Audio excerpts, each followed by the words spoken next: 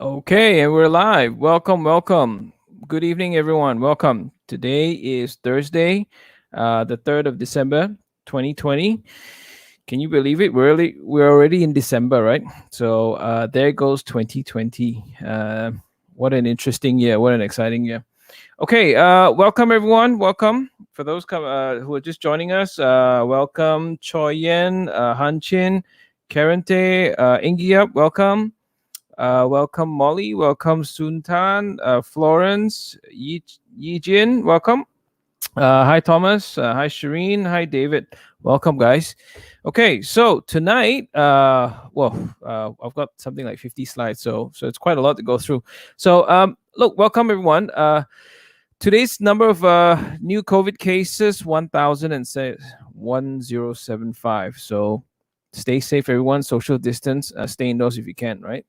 And practice good hygiene.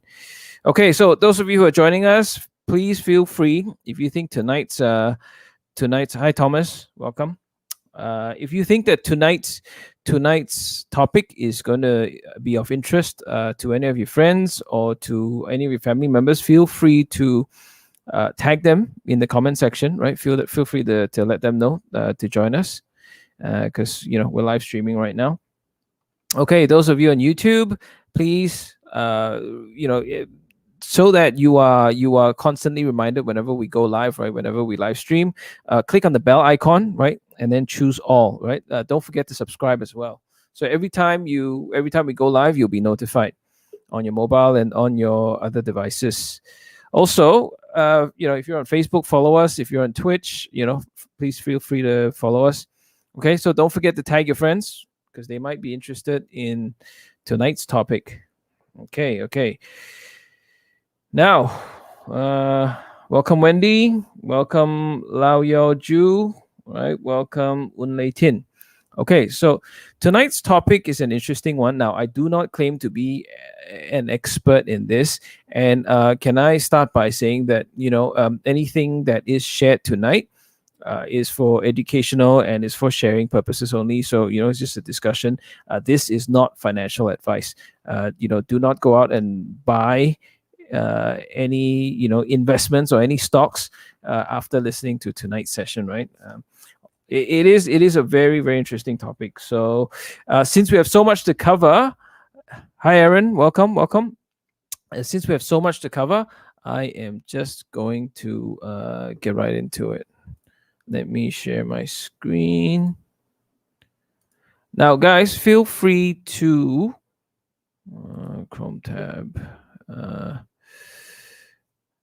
Xiaoming. How Yoju? Now, guys, feel free to, as I said, share this and tag your friends. Okay, there we go. And also, I'll put that to presentation mode. And feel free to, I forgot the disclaimer. But anyway, this is not financial advice, right? So don't take this as financial advice. This is just me sharing our research. And like I said, I am not an expert in this subject, but it is a very, very interesting topic, and it is very much in line with our future proof, right? So future proof is all about looking ahead, looking forward, and looking into the future.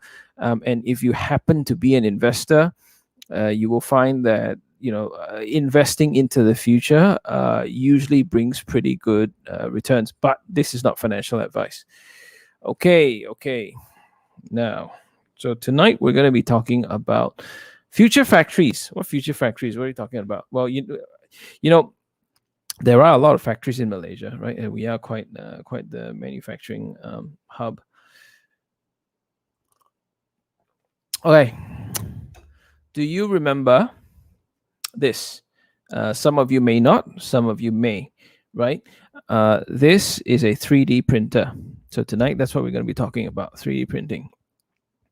Now, this was a quote taken from Wired magazine back in 2012, right? It says, "Soon, probably in the next few years, the market will be ready for mainstream 3D printer sold by the millions at Walmart and Costco. At that point, the incredible economies of scale that an HP or an Epson can bring to bear will kick in. a 3D printer will cost $99 and everybody will be able to buy one. Now, has that happened? Well, not really, right? Not really. I mean, it's been 8 years since that article was published, and I don't have a 3D printer, for example, at home. But I do have friends who have 3D printers, right? Also, by the way, as I go through the deck, feel free, if you have any questions, any comments, just throw that into the comment section below. Okay. Now, as you can see here, now this is what a 3D printer looks like, right? Essentially, so this is the 3D printer.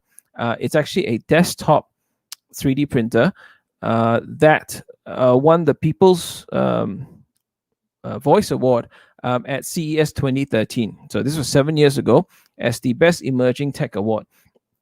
Now, what you see here is a printer that's called the Cube, right? So essentially, it's shaped like the size of the shape of a cube.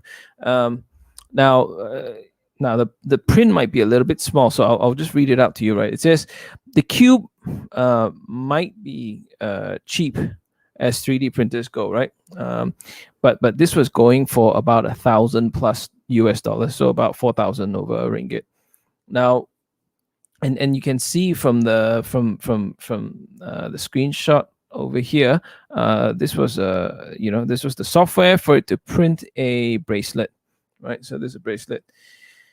So this is a quote from the Consumer Report from January 2013, right? It says the Cube might be cheap as 3D printers go, but its 1,000+ price tag hardly fits within most household budgets. Nor is it entirely clear that even crafty families will find continuing use for the device after having having been tired of making bracelets, rocket ships, and the like. So to go mainstream, 3D printers need to cost a lot less than the Cube and make a wider variety of things in a bigger range of materials. So this was what happened, right? So in back in 2012, right? It was all the all the rave, right? This was the in thing back then, the 3D printers, and then but they were still costing so much. And in 2013, right, the year of 3D IPOs, right? These are articles taken from this was updated 7 years ago, right? In 2013, and basically what it says, this is a pure growth story in a potentially explosive industry, says Joseph Schuster, founder of iPox Schuster, a Chicago-based IPO research and investment house. So essentially, back in 2013 and 2012, if you if you do remember, 3D printers were all the rage, right? It was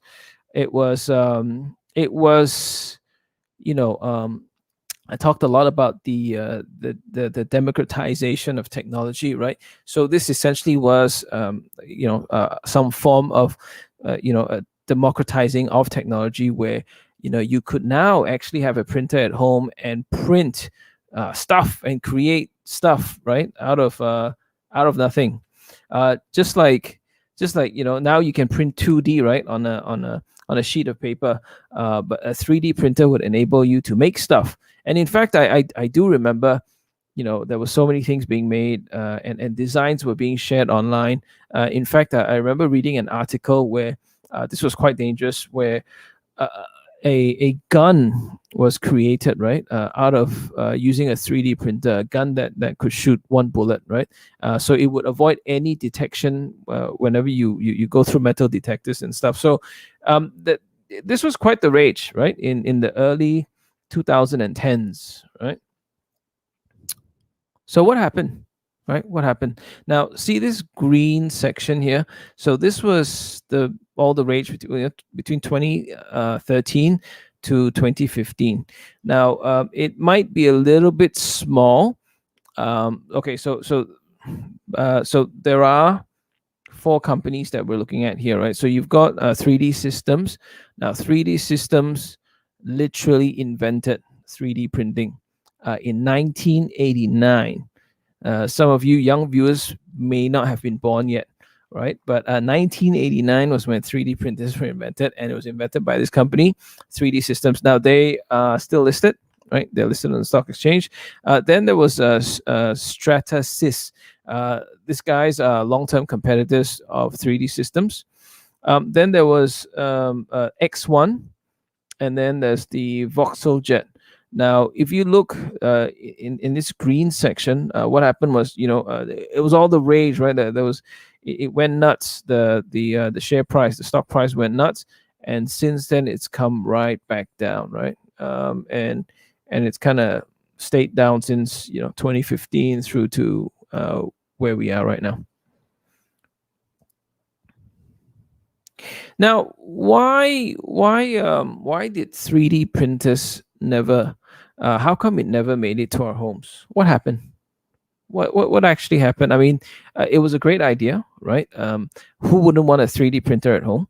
I certainly wouldn't mind having a 3D printer at home. I wouldn't mind making little nicks and knacks, and and even just downloading blueprints and just printing it, right, and making stuff. So here's why, right?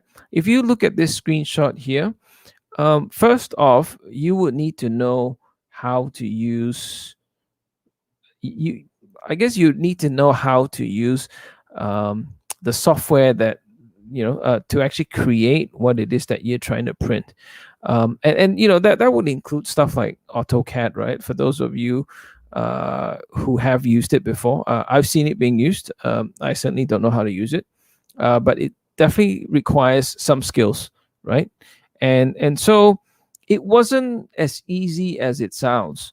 Like it's easy now for us to print a document from from Word or Google Docs and all that. That's simple, right? You just Control P, right, or Command P, and you send it to the printer. That's easy. If only it were that easy to create 3D printing. Yes, Xiaoming Cat, that's right. Now, why not, right? So I'll just read out a few quotes here, right? So it says here, everyone was so excited by the finished product that they did not consider how difficult it was for an average person to make a 3D rendering of an object, right? So slice it into digital layers, so the machine knows how to approach the print job and take into effect environmental factors, maintenance, and if it's even worth it. So we liken it to to growing your own tomatoes, right? I mean, yes, if you could grow your own tomatoes, it'd be delicious and so yummy, and it'll be so much more satisfying because you grew your own organic tomatoes.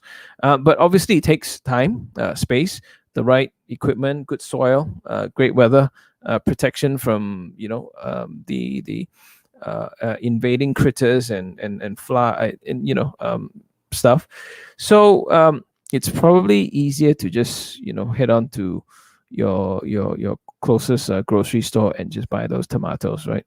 So that was kind of what happened. What you see here, right, is actually I don't know how many of you have actually heard of an eye wash cup. I certainly have.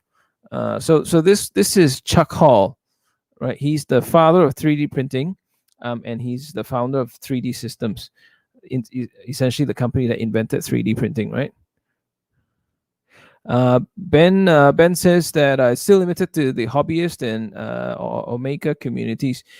Yes and no, right? And we'll get there because it gets more exciting. So 3D printing, right? It was essentially made for prototyping. Now, what is prototyping? Prototyping is before you put something into the factory line, the production line. You kind of just want to see how it feels in your hand, what it looks like, and if the design will work in real life, right?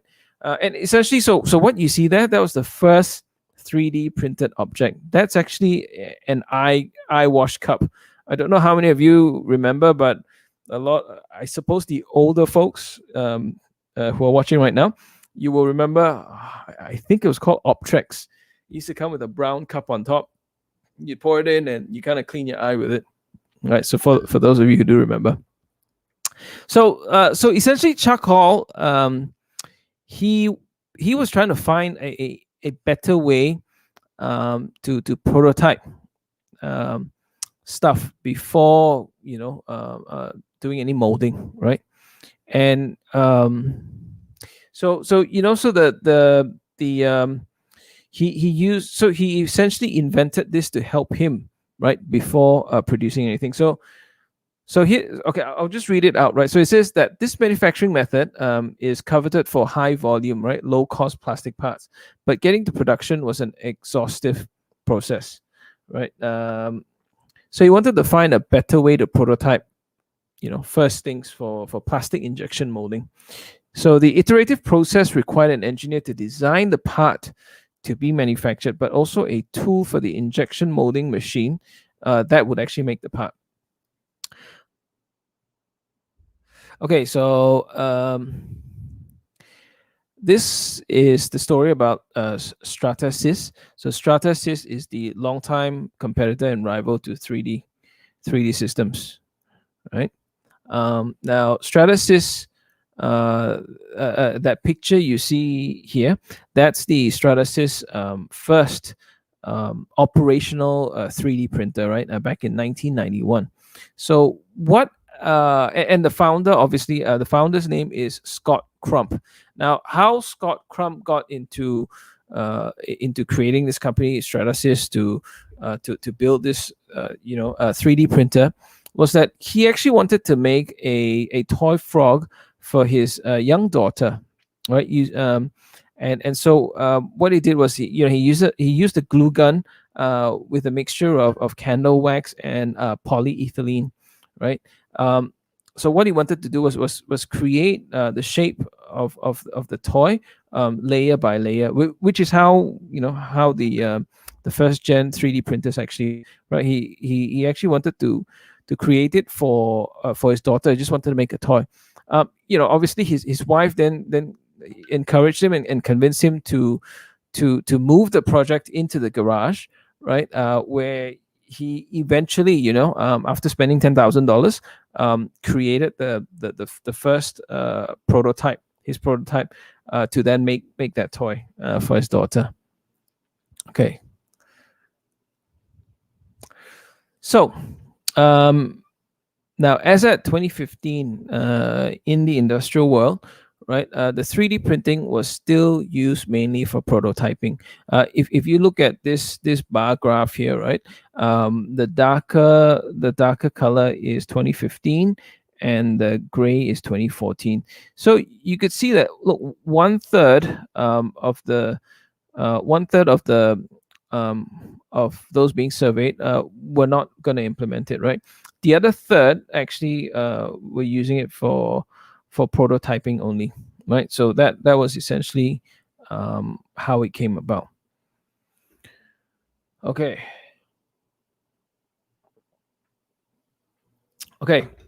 Now the problem with 3D printing, right? Especially when you're going into manufacturing and you need to scale up, that's usually where 3D printers fail. Right. Now, as you can see here in the GIFs, you have the CNCs, right? CNC machines, where it's really high precision CNC, and then you have the injection molding, right? Then obviously you have the 3D printing. Now, the CNCs, right?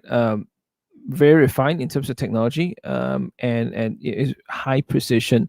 In fact. We have listed companies in Malaysia.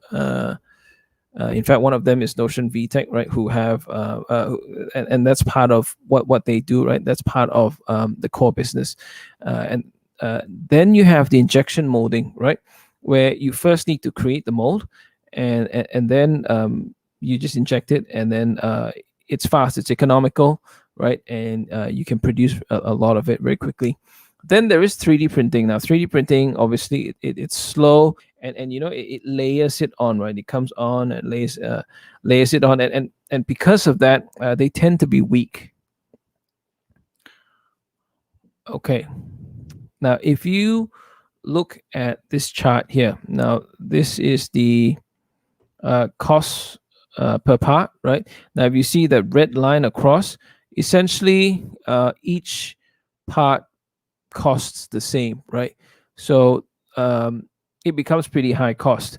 Whereas if you look at, using injection molding, excuse me, or using CNCs, you gain economies of scales, right? So the more of it that you make, the lower it costs per unit, right? So those are the economies of the three different methods. So who made it through the carnage, right? Well, I'd like to introduce three more companies here, right? You have Materialize, and then you have Proto Labs and Autodesk. Those of you, so Materialize, what they do is 3D printing software and services. Then you have Proto Labs who do, well, rapid manufacturing services. Now they're not pure. It's not a pure play 3D manufacturing. They do 3D printing, also CNCs and injection molding. Now Autodesk, a lot of you would have used, if you've ever used AutoCAD, that's the company that created AutoCAD, right? So yeah, so that's that. Now if you look at the share price of the three of these companies, in dark blue is Materialize, right? Then in the green is Proto Labs, right? You can see them here. So the share price of Materialize is 43, Proto Labs is 138, and it's well over 280, right? For Autodesk, and so there you go, right?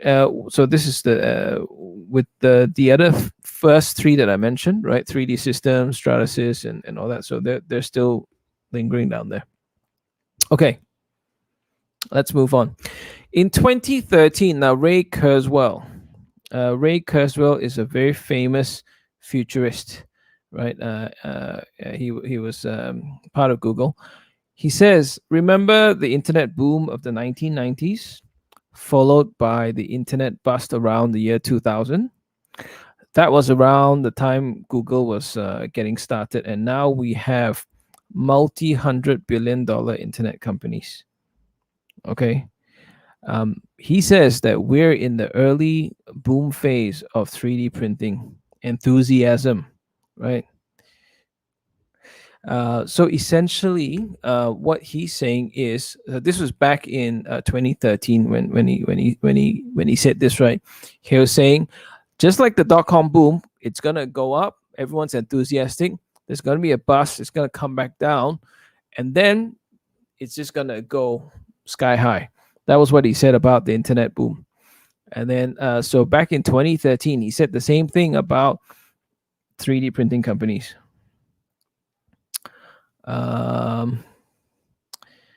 Then, but he didn't stop there, right?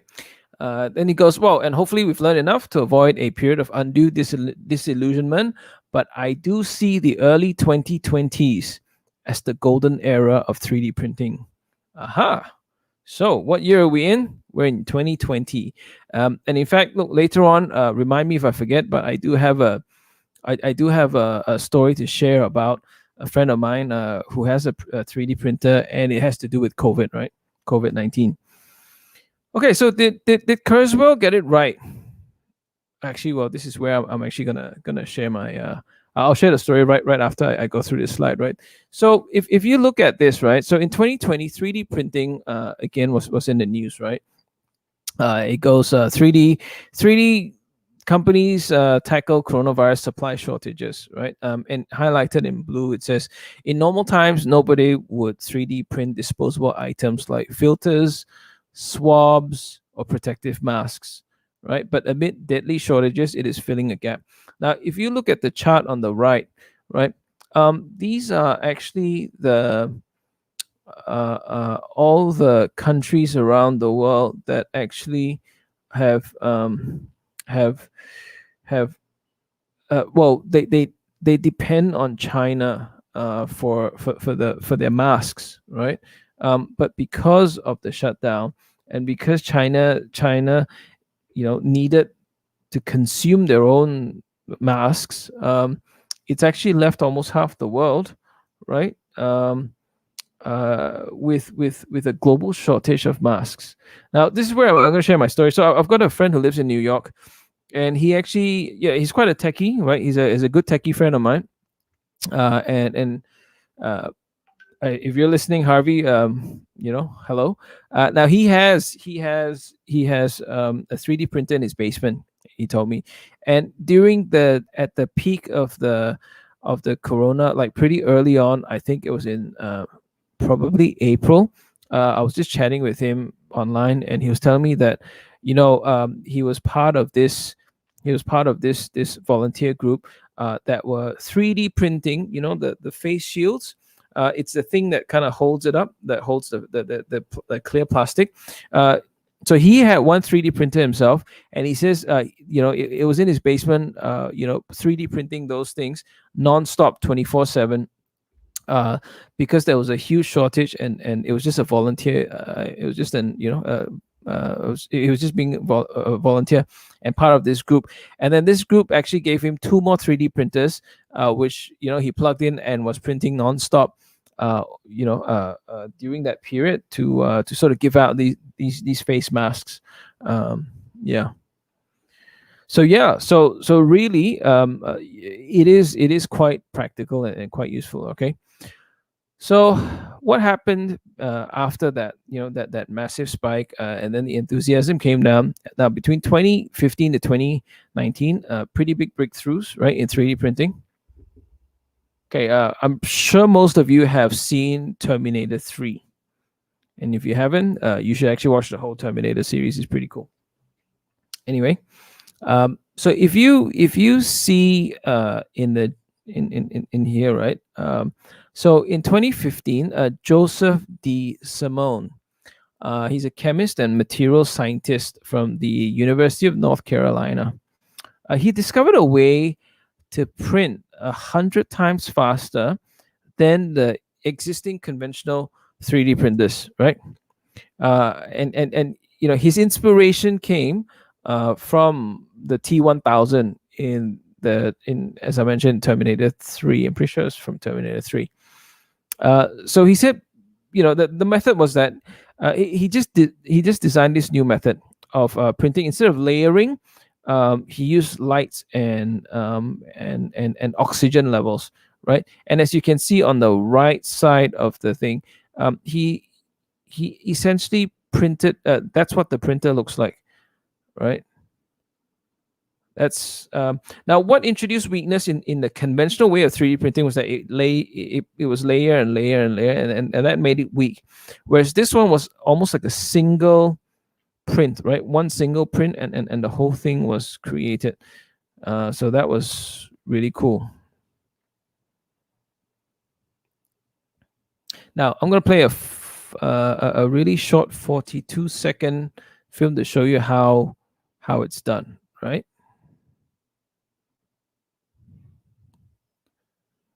Now watch. This is how the 3D printer actually works. It's pretty cool.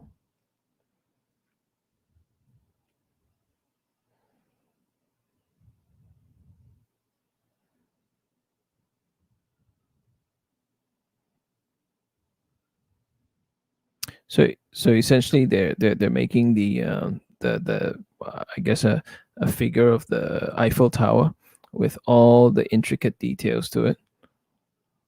It looks like magic, right? I mean, imagine you were 200 years ago and you're watching this. This looks like magic. So even today, it looks like magic. That's so cool, right? Now, 3D printed robots, is that possible? So in 2016, see that robot on the right that's moving? Essentially, what they did was they, using this method, what you just saw with the Eiffel Tower, in one go, They literally printed this robot, and all they had to do was add the battery, and that's it. It was ready to go. So they didn't have to assemble any parts or whatever.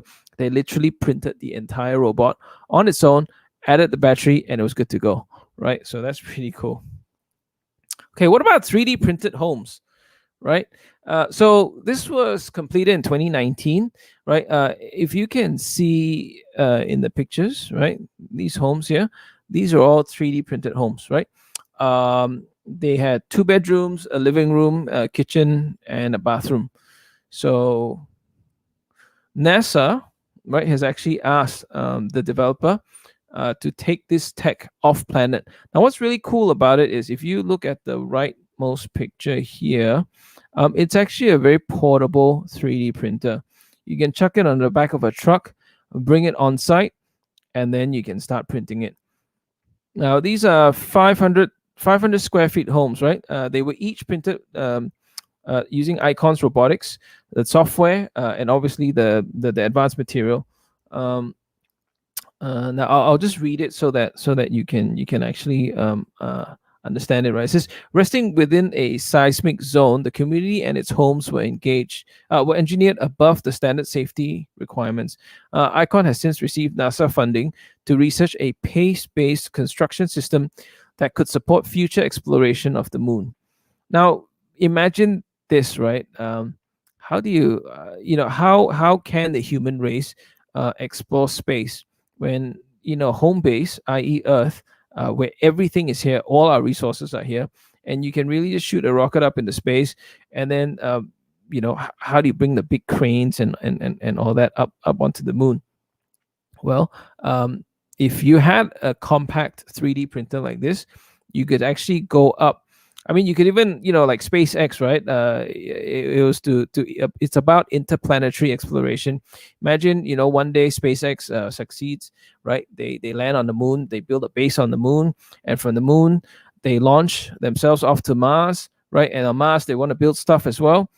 Something like this would come in very handy, right? Don't you think? So it's called the Vulcan, right? Icon's 3D printer designed specifically to produce single-story buildings can print um, up to approximately 2,000 square feet. It has an adjustable width to accommodate different slab sizes, and is transported in a custom trailer. No assembly required. So that's pretty cool. Okay, now let's see how these 3D printers work. Now this one's in China, right? You can see the Chinese writing on it. I'm just going to play this video quickly.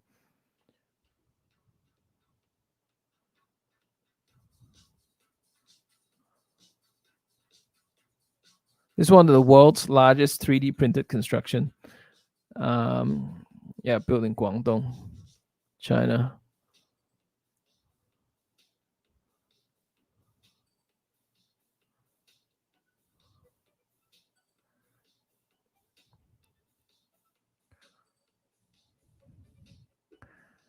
Yeah. So that was cool. I think, is this the same one? Oh wait.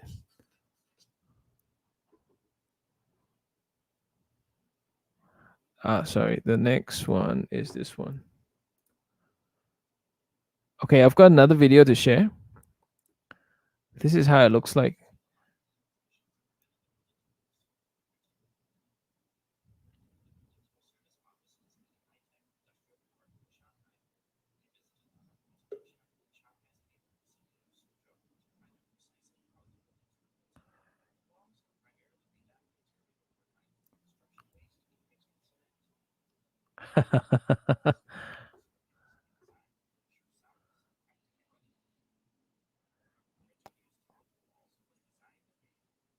Imagine how quickly it is to build a building using 3D printing. It's pretty insane, right?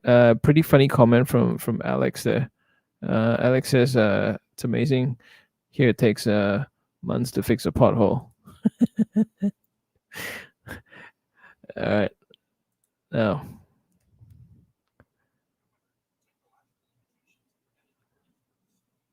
all right. So I think we've seen this one.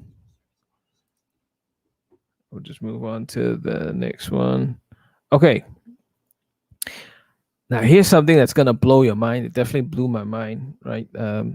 When I heard about this, 3D bioprinting organs. Has anybody heard of this? Do raise your hand if you have. Especially those of you who are in biotech, you might have heard of this. This is like something out of a sci-fi movie, right? In 2019, some Israeli researchers printed the world's first 3D heart with blood vessels. 3D heart, an actual heart. You can see it here on the right photo, right? That's a heart, and that's actually printing it, right? So the scientists had printed the structure of the heart in the past, but this was the first time the heart with blood vessels and cells were printed. And in Brazil, Xiaoming, so you have heard of this? Yeah, this is. I mean, this blew my mind when I heard of it. Right. So in Brazil, researchers actually printed a functioning liver. Now that's pretty cool. That's really cool, right? Now the first 3D printed heart, right? It took 3 hours to print. And on the left, it's called Incredible Plus. That was a 3D printed printer that printed the liver. Now, can you imagine? Can you now? Can you imagine printing, like bioprinting? Look, obviously, you know that there have been stuff that are being grown, and but this is really amazing, right? Okay, so 3D printing's second coming. Armed with enhanced tech, a new wave of 3D printers, 3D printing players have emerged, right? Okay, we'll get back to that bioprinting a little bit later, right? So 3D printing and the application layer. So, you know, the new generation of hardware companies, rather than just building a machine, are looking at how they can address a market very specifically. So application, right? Application wise, how can they do this?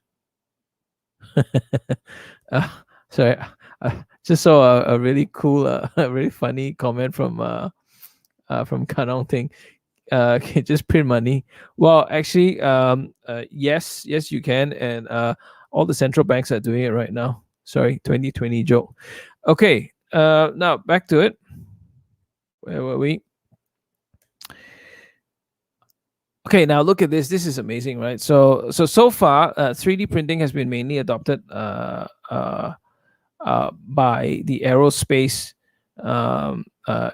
companies. Now, what you see here on the right, that's by Digital Alloys, right? And you see that it's actually printing, and it's not printing any plasticky stuff. That looks like it's metal that it's using, right? Now, I'll just read out the points, right? So it's easy to create complex parts, but difficult to build. It's easy to print out complex parts that are difficult to build using traditional manufacturing, right? This includes designs such as internal cavities and lattice structures that help reduce the parts' weight without compromising their mechanical performance. Now, systems previously built by combining multiple components can be reduced to one single part. So imagine you had 50 parts that you had to assemble and put together, right? Instead of doing that, you can just print one part. That would save so much time. It would actually reduce the thing that, well, I guess the probability of things going wrong, and it's just a simpler process, right? Now, so 3D printing produces less scrap, right? So less wastage than traditional machines, saving expensive aerospace materials such as titanium, right? Now, if you think about it, when we talk about aerospace companies, these aren't companies that, you know, mass manufacturing things like on the factory line, right? It's not like I got to produce, 3,500 Volkswagen cars in a day, right? It's not, right? I build 100 planes in a year. Whoa, like that's it. That's a lot. Um, so so in contrast to mass production industries, right? Aerospace is geared towards customized production. So a lot of its things are customized. It's not, it's not, it's quite niche. It's not a mass produced type thing. Okay, so here you have war drones, right? You have spacecrafts, and then you've got GE's 3D printed engine parts, right? Now, so uh, I'll just go through each one of them. So in Iraq and Afghanistan, right, the U.S. military had they've been using drones from Aurora Flight Sciences, right? Now, did you know that these drones, the drones that you see here, they were actually, so these are obviously unmanned vehicles, the UAVs, right? Unmanned aerial vehicles, the UAVs. Some of its wingspans up to 132 feet, right?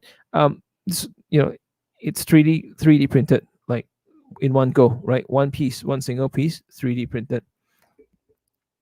This one here, now NASA's Orion spacecraft, right? They boast a 3D printed docking hatch door, right? Whilst Marshall has produced a bleed valve duct adapter. So again, like, how many of these do you actually need to manufacture in a year, right? You probably don't have to manufacture that many of those.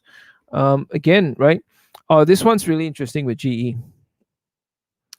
Um, so it says here, with traditional manufacturing methods, GE would use 20 different parts to construct the fuel nozzle. Now, 3D printing, the fuel nozzle used in its LEAP engines is one single element, and then that's it, right? And GE has reported that its durability has increased fivefold, right? So 500%, and the part itself is 25% lighter, right?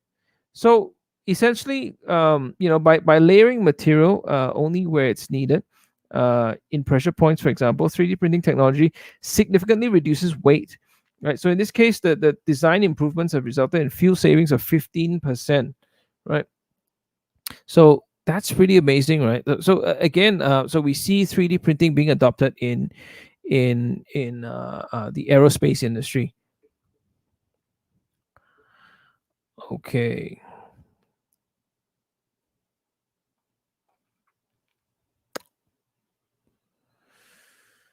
Okay, so here we have a car and all of its parts. That's quite a lot of parts. Now imagine if you had less parts, would that make car manufacturing less complicated? I think it would. Um, but obviously, the less parts you have, the less complexity, there is. And potentially, if something goes wrong, then you probably need to replace um, a part, right? Uh, and now, okay, so what happened this year in 2020? The world's biggest car factory that's based out in South Korea, right? Hyundai. Hyundai had to suspend its operations in its giant Ulsan complex because of the lack of parts due to the virus outbreak, and where countries and companies and had to shut down, and borders were closed. They couldn't get their parts, so they had to shut down the factory, and they could not continue manufacturing.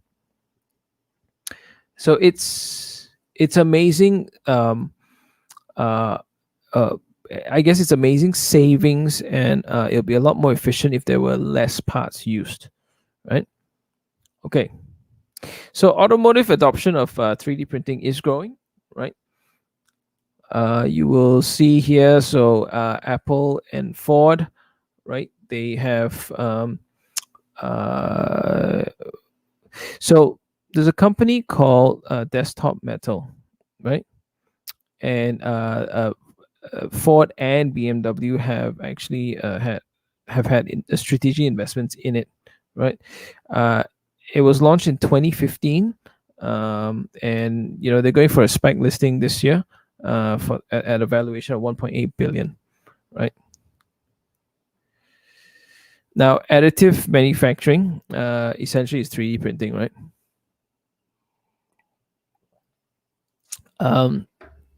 So it's reported that it will grow over the next decade, right? 11 times over the next decade. I just now look, if you look at 2020, right? So we're at a $12 billion industry right now, right? So when you say additive 2.0, it's essentially the 3D printing, 3D printing for the automotive industry.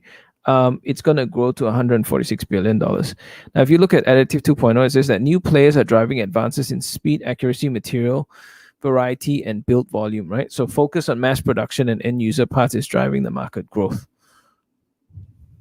Now, from here, you just you just want to have a look. So with desktop metal, look, this is just very complex. But if you just look at it from the perspective of desktop metal today, this red line, that's essentially the cost, right? It's got very low starting cost, even at very low volumes, and it's a straight line across, right? Obviously, using casting technology or casting method, it's a really high starting cost, but essentially you achieve economies of scale as it goes down. So after a while, it intersects, and then it gets cheaper and cheaper per unit as the number of parts increase. Just some highlights. Some of the investors in Desktop Metal include billionaire Chamath, right? And also JB Straubel. He's the ex CTO of Tesla, right? So that's really interesting. Now, remember we talked about this, right? So they created a company, right? So the company is called Carbon, right? It is the world's second most valuable private 3D company, right? I guess they're looking at going to IPO soon. Now, in 6 years, Carbon 3D's valuation grew 1,400%, right? So, rising from 17 million to 2.4 billion as of 2019, last year.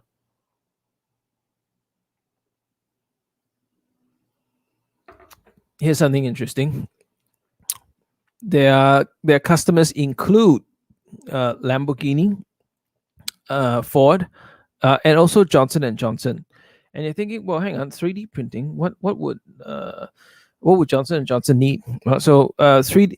So Johnson and Johnson, they have 3D printed bioabsorbable materials with mechanical functions for post surgery and linking nerves together. Right, that's pretty cool. And obviously, parts of the Lamborghini Urus, the SUV, the fuel cap actually, Sian for the air vent, and the Ford Mustang, the brake brackets, right? All 3D printed. So they have an all-star management team, right? There's the CEO is Ellen Kullman. She was the previous CEO of DuPont. DuPont is in the biggest chemical engineering company, right? And for 6 years until she retired in 2015. Right. Then that's the CTO. You've got Craig Carlson. He's the ex-VP of software and electrical integration from Tesla. And then the founder of Carbon, Joe Simone, he's the chairman, right? And you've got investors from Johnson and Johnson. You've got Arkema. You've got investors like Sequoia, the Bailey Gifford, Fidelity, and Temasek, right? Our neighbors down south. Arkema is interesting. Arkema is for those of you in the Malaysian market, you've Asia Poly. Arkema would be an Asia Poly rival, right? Because they are a plexiglass manufacturer, but they don't just manufacture plexiglass, and obviously during the pandemic, their plexiglass demand has increased a lot. Okay, so Carbon, right? If you look at the traditional bioabsorbable materials, right, like autographs, um, uh, uh, what allografts and xenografts, they're rigid, right?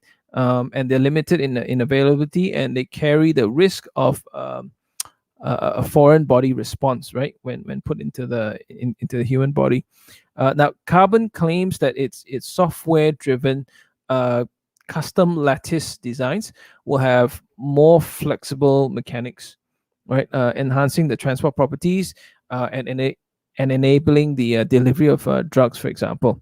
The other product that Carbon does is nerve conduits, right? So, for example, you have severed nerves.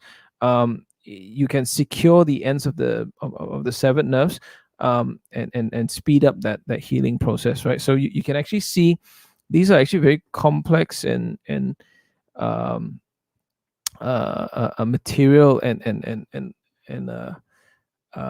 yeah, that's been 3D printed, right? Now you have another company called Align Technology. They're listed on Nasdaq with ALGN as the ticker code, right?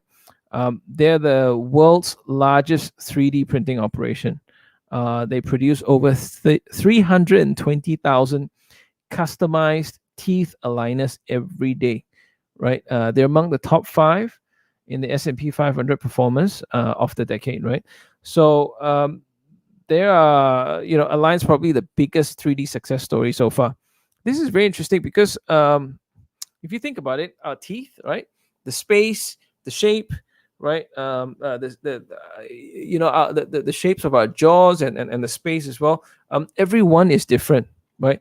So this is mass customization, right? The ability to mass customize using 3D printing, because essentially, unlike a typical manufacturing process where you need to sort of first prototype it, and then you figure out it, and then you create a mold, and then you send it off to the factory to then get created. Um, you know, this can actually be done pretty quickly, right? Okay. Here's another company called CellLink, right? Remember this 3D printer here called the Incredible Plus? So they're a fast growing company, right? That pioneered the sale of bio ink, right? Bio ink. So that is which is key to 3D bioprinting. Um, Now their clients are really really interesting, right? So they have Stanford, NUS, right? You've got guys like Johnson and Johnson, Shiseido, L'Oreal, Roche. Uh, you know, you'd be asking me, what would cosmetic companies be interested? Why would they? Why would they be interested in 3D bioprinting? Well, here's an example. What if they could print some skin, right? And then they would apply their new cosmetic products that they want to market, and they apply it to the skin and see what happens to the skin, whether there would be any allergic reaction, whether there would be any um, you know, what would the effects be or the after effects be on skin? The other ones, the other usage that I can see from bioprinting, what if what if they printed, I don't know, some other organ to test other drugs on to see what the effects would be on those organs, right? Um, this is, I mean, there are so many applications for it. You might even print out organs for medical students to practice on for surgery, for example. Right? I guess it's limited to our imagination on what we can do. So you've got Cell Link, right? Where they have their bio ink, right? It's a gel that mimics the suspension between cells, helping them grow. So scientists can print tumors, organs, and test the drugs or treatments on them, right? Um, it's quite, I don't know, disturbing. And I while I was going through this, I had a dark joke, but I probably won't share it. Anyway, now, okay, so whilst I was working on this, I actually I wrote down some notes which I thought um I wanted to share. Right, so I'll pause here for a little while to share this. That now you will see, what you see is a trend, right, on the convergence of different technological tracks. Right now, 3D's one of them. Right, you've got 3D. Imagine if you had, you think of other technological trends like lidar, AI, cloud computing, cloud services, machine learning, deep learning. Right now, imagine, now remember we talked about needing to know how to use specific software to then create an object to print. Now, what if you were able to whip out your iPad Pro, which had a lidar sensor, for example, and you saw an object in front of you? You whipped out the iPad Pro. You just walked around it 360 degrees, right? All around, and you kind of scanned it in, right? You had this software that were able to scan in whatever object it was, and somehow, from the machine learning, and from a combination of all the software that was used to then scan it in, it was then able to create this 3D thing for you to draw. Well, rather than draw it yourself on AutoCAD, for example, it would create this 3D model. You could then send that directly to your 3D printer. That would be pretty cool, right? Um, yes, Alex brought up a really good one, which I forgot to mention. Yes, imagine organ failure, right? If you could just replace organs, again with cell link, and you could just print one out, right? You use your own cells, you print a new kidney or whatever, and you stick it in. How cool would that be, right? It's pretty amazing. Okay. Okay, moving on.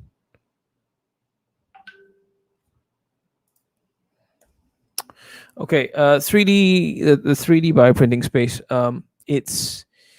It's now, remember we talked about the aerospace industry, right? And that it was being used a lot in that industry. Now, can you imagine 3D bioprinting in space? So you've got the International Space Station. You have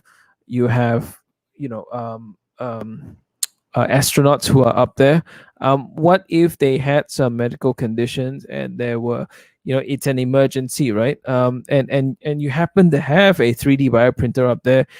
You had a surgeon, or you had, all the medical staff that who's up there. You're able to print. You can print bones or cartilage or organs. You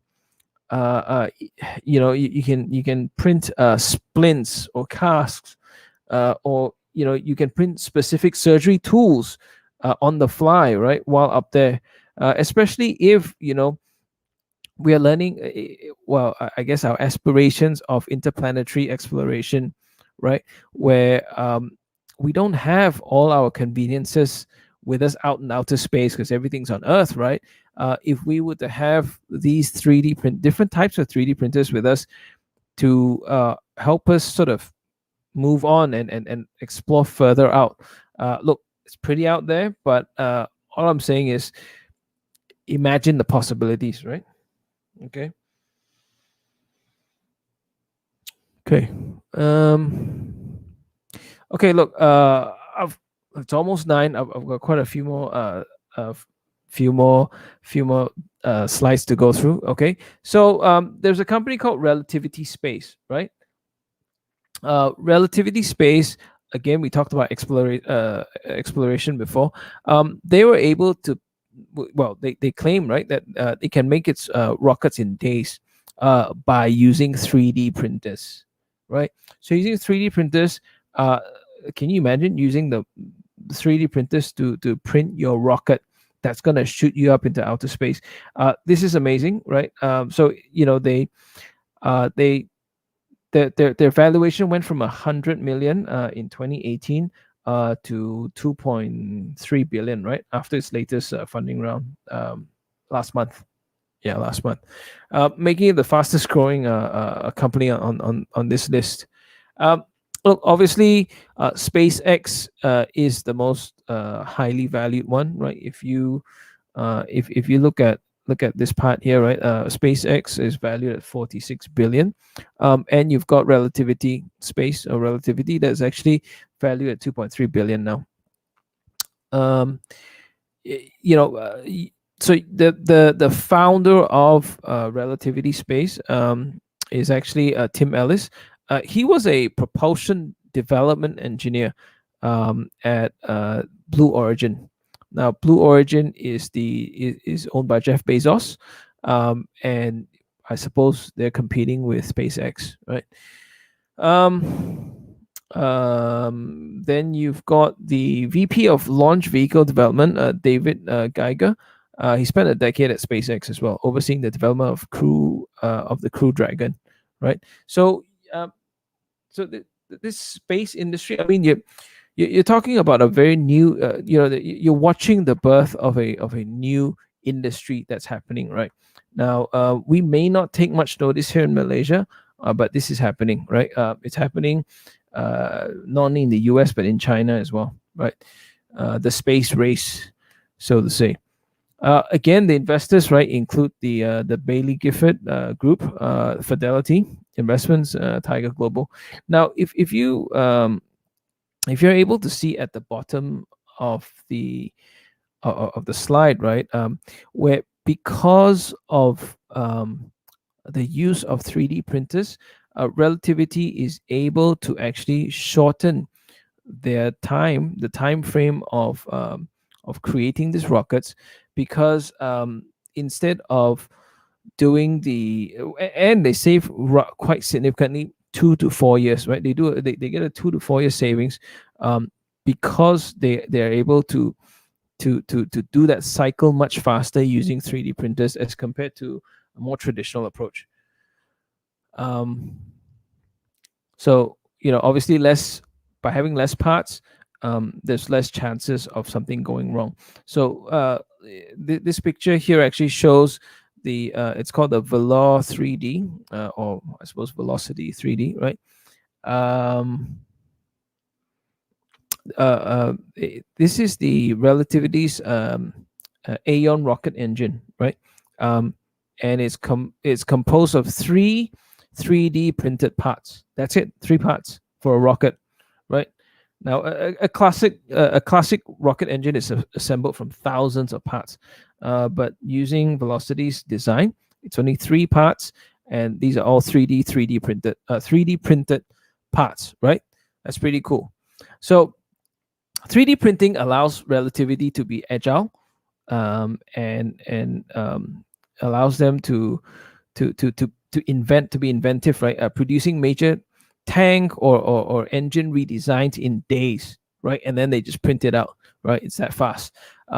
You've got 3D printing works well in rocketry because mass manufacturing doesn't matter as much, because this, like for example, a VW plant needs to churn out, they churn out 3,500 vehicles a day.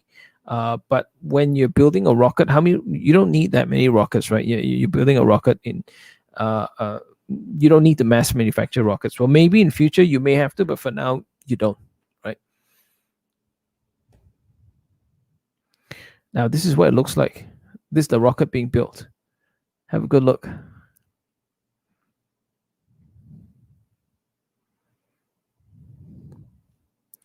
It's pretty cool, huh? It's a 3D printed rocket. Okay. Now, this one here highlighted in blue. Now, that is the Relativity's rocket. Now, obviously, it's medium size, right? The one next to it is the Falcon 9. That's SpaceX. Then that's Falcon Heavy.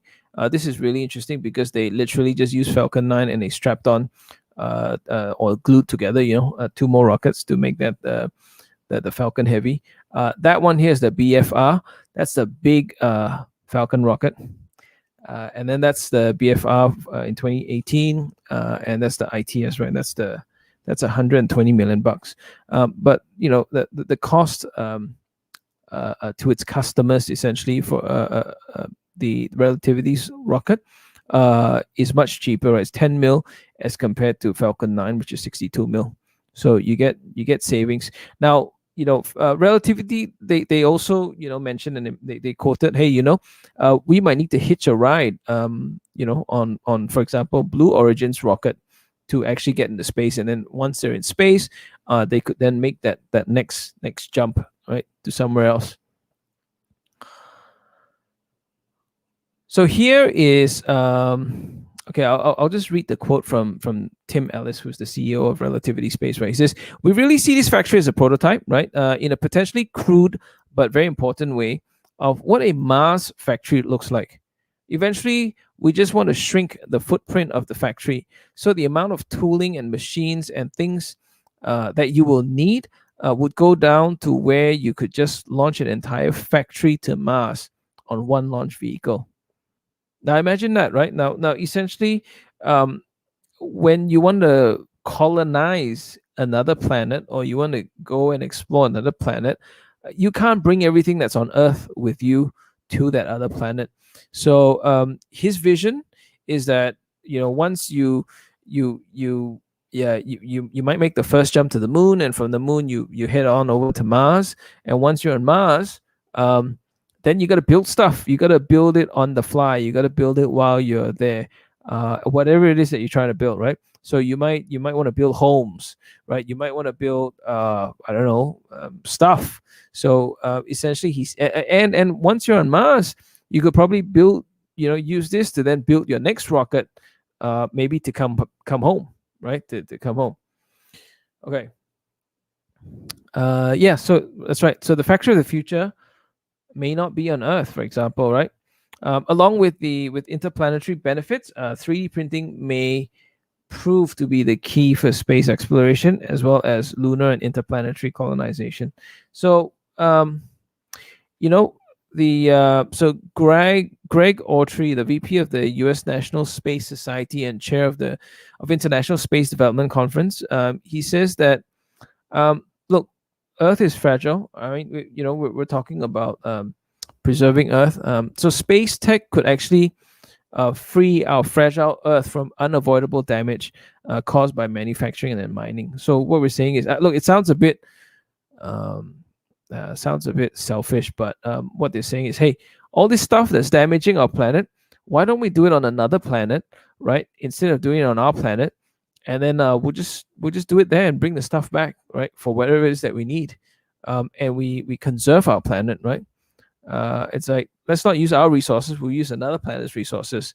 So they're saying, let's do the mining there, let's extract the resources that we need from another planet and bring it back, right, so that we don't kill our Earth.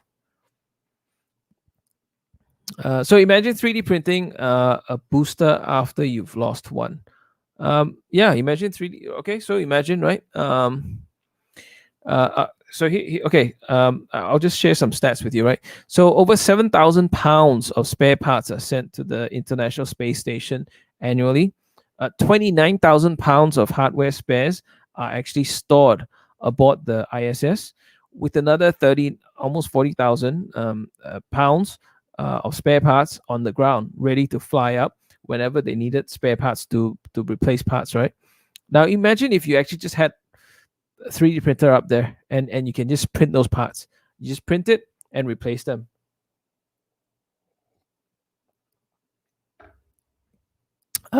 This system works for a spacecraft orbiting 250 miles above Earth, but is not practical for interplanetary missions. Okay.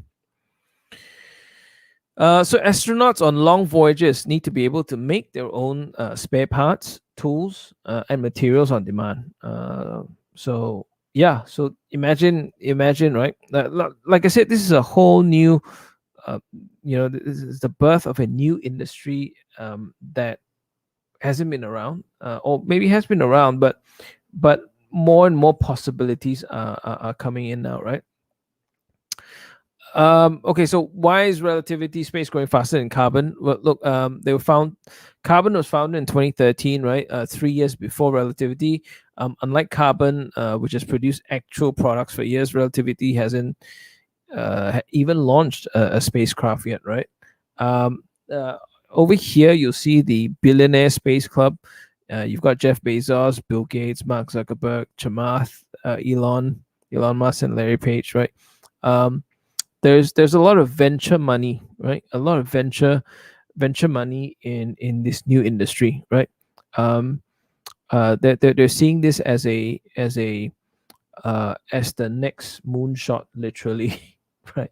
Um, so a lot of capital flows. Um, I'm gonna move on to the next one. Okay, I missed something here. Okay, no, maybe this is just a blank one. Okay, so 3D printing in, I suppose if you want to get philosophical about it, it enables the decentralization of humanity. Now, what does that even mean, decentralization? Well, you're trying to. We are now in a very centralized model, right? All of humanity lives on Earth, right? So how do you decentralize and de-risk? Well, if you can sort of move humanity across the planets, that's kind of how you decentralize, right? So with climate change, overdue asteroid strikes, epidemics, and population growth, our own planet is increasingly precarious. This was a quote from Stephen Hawking, right? Another 100 years to move to another planet. Okay, so look, we're getting pretty close to the end, so stay with me, right? Uh, Bailey Gifford. Has anyone heard of Bailey Gifford? If you put it in the comment section if you have heard of Bailey Gifford.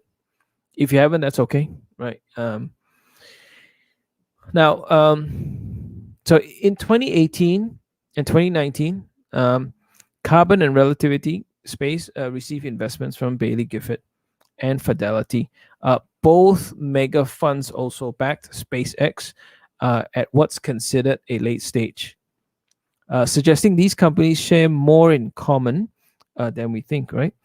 So we found that Bailey, a rising star in the asset management industry, right, actually has a track record of getting it into, of getting in into category winners early. So for years, Bailey was actually Tesla's second largest shareholder, right? After Elon, of course, Elon was the largest shareholder, until it pared down its stake slightly in this year due to portfolio restrictions.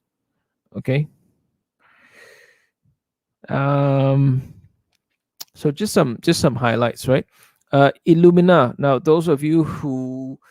um, those of you who actually tuned in on Future Proof when we talked about data breaks and Regeneron, you would remember Illumina. Now, Illumina actually has 90% of the market share, right?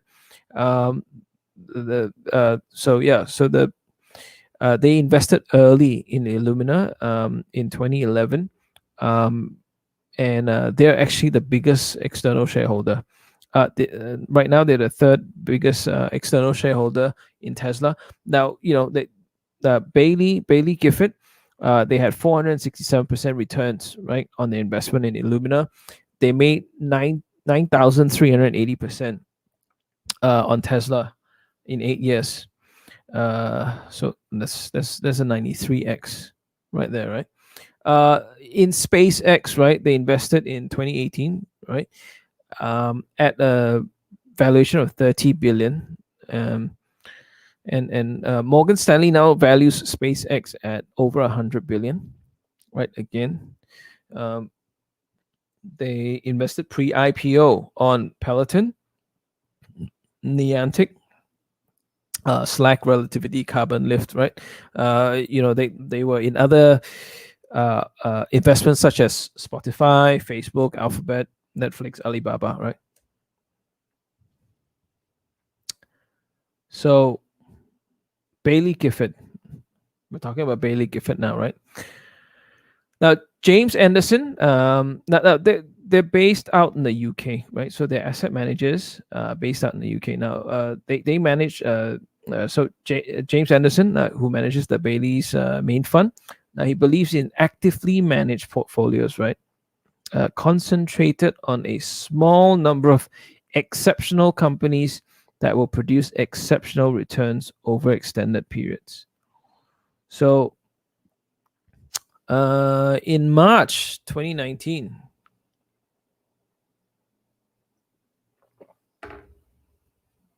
excuse me, CityWire reported that Bailey had only 16%, right, or 35 unlisted companies in its main portfolio. Now, the biggest holding being the Ant Group, right, at almost 2%.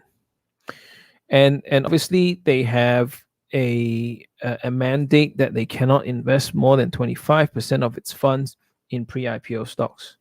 Now look at the growth of the assets under management, right? They are at over 250 billion pounds. So who is Bailey Gifford? Who's this asset manager from the UK? So they were founded in 1908, right? That's a long time ago, right? And did you know that they invested in Malaya-based rubber planters who were supplying tires for the Ford Model T?